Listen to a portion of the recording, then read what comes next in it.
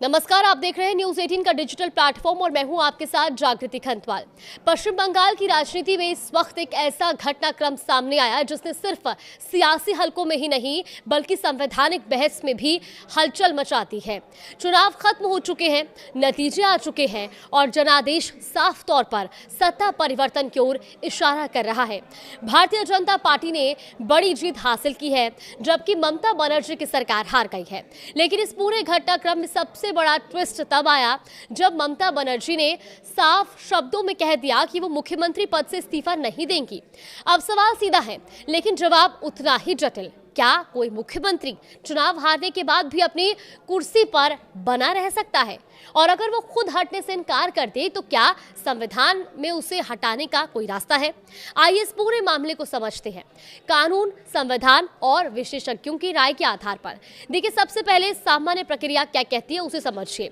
जब किसी राज्य में चुनाव होते हैं और कोई नई पार्टी बहुमत हासिल करती है तो मौजूदा सरकार को पद छोड़ना होता है और नई सरकार का गठन होता है। ये लोकतांत्रिक परंपरा ही नहीं बल्कि संवैधानिक व्यवस्था का भी हिस्सा है। लेकिन ये मामला अलग है क्योंकि ममता बनर्जी ने साफ कर दिया कि वो इस्तीफा नहीं देंगी।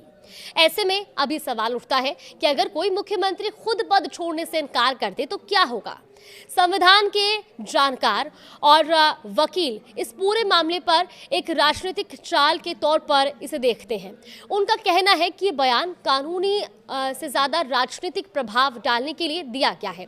वो संविधान के अनुच्छेद 164 का हवाला देते हैं जिसके मुताबिक मुख्यमंत्री और मंत्री परिषद राज्यपाल की मर्जी तक अपने पद पर रहते हैं।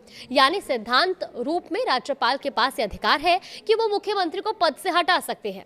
लेकिन यहाँ एक बड़ा पेच भी है। अगर राज्यपाल तुरंत मुख्यमंत्री को हटा देते हैं और उसी वक्त कोई नई सरकार तैयार नहीं होती तो राज्य में एक संवैधानिक खालीपन पैदा हो सकता है। यानी शासन चलाने वाला कोई नहीं रहेगा जो कि संविधान के लिहाज से ठीक नहीं माना जाता। ऐसी स्थिति में एक और विकल्प सामने आता है, अनुच्छेद 356। देखिए, इसके मुताबिक अगर मुख्यमंत्री इस्तीफा नहीं देते और खुद को पद में बनाए रखते हैं तो इस फैसले पर अब आगे क्या होगा वो भी आप ध्यान से सुनिए। देखिए, राज्यपाल राष्ट्रपति शासन लगाने की सिफारिश कर सकते हैं और इसके अलावा एक और महत्वपूर्ण बिंदु है बहुमत का। देखिए, अगर कोई मुख्यमंत्री विधानसभा में बहुमत साबित नहीं कर पाता तो राज्यपाल किसी दूसरे नेता को मुख्यमंत्री नियुक्त कर सकते हैं, चाहे मौजूदा मुख्यमंत्री इस्तीफा देने से मना ही क्यों ना करते। यहाँ एक और खास बात सामने आती है, पुरानी विधानसभा का कार्यकाल खत्म हो चुका है और नई विधानसभा के लिए चुनाव हो चुके हैं। इसका मतलब ये है कि मशहूर एसआईआर मुंबई केस में दिया गया फ्लोर टेस्ट का सिद्धांत इस स्थिति में सीधे लागू नहीं होता। यानी पुरानी विधानसभा में बहुमत साबित कराने की जरूरत नहीं है और बिना फ्लोर टेस्ट के भी मुख्यमंत्री को हटाया जा सकता है। अब बात करते हैं दूसरे विशेषज्ञ की जो कि सुप्रीम कोर्ट के वकील हैं। उनकी राय इस मामले में और भी स्पष्ट और सीधी है। देखिए, इस मामले में सुप्रीम कोर्ट के वकील कहते हैं कि अगर मुख्यमंत्री इस्तीफा नहीं देती तो राज्यपाल सीधे उन्हें बर्खास्त कर सकते हैं। वो इस स्थिति को एक बेहद दिलचस्प और मजबूत संवैधानिक शब्दों में समझाते हैं। उनके मुताबिक जिस दिन विधानसभा का कार्यकाल खत्म हो जाता है उसी दिन से मौजूदा मुख्यमंत्री संवैधानिक रूप से मृत हो जाते हैं, यानी कि कानूनी तौर पर उनका पद खत्म हो चुका होता है।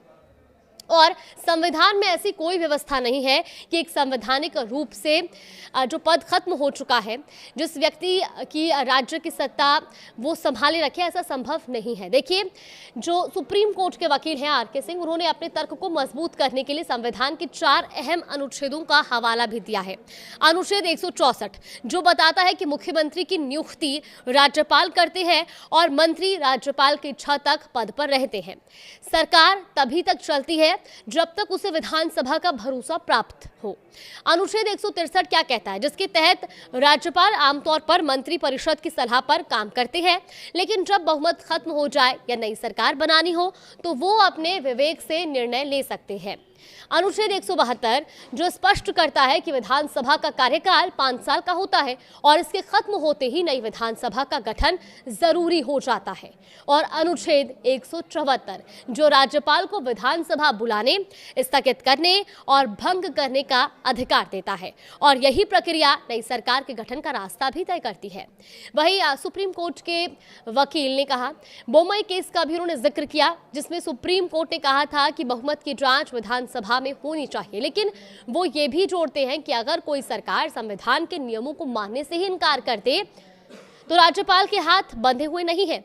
ऐसी स्थिति में राज्यपाल पूरी मंत्रिपरिषद को बर्खास्त कर सकते हैं और नई सरकार के गठन का रास्ता साफ कर सकते हैं। तो कुल मिलाकर तस्वीर क्या बनती है? देखिए, पहला, अगर कोई मुख्यमंत्री चुनाव हार जाता है तो परंपरा और संवैधानिक व्यवस्था यही कहती है कि उसे इस्तीफा देना चाहिए। दूसरा, अगर वो इस्तीफा नहीं देता तो राज्यपाल के पास उसे हटाने के अधिकार मौजूद है। और तीसरा, अगर स्थिति और जटिल हो जाए तो राष्ट्रपति शासन जैसे विकल्प भी सामने आ सकते हैं।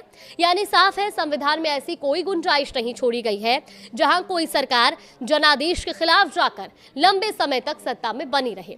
अब सबकी नजरें राज्यपाल के अगले कदम पर टिकी हैं। क्या वो तुरंत कार्रवाई करेंगे या पहले नई सरकार के गठन की प्रक्रिया पूरी होने का इंतजार किया जाएगा? एक बात तय है, ये मामला सिर्फ राजनीति का नहीं है, बल्कि संविधान की ताकत और उसकी सीमाओं की भी परीक्षा बन चुका है।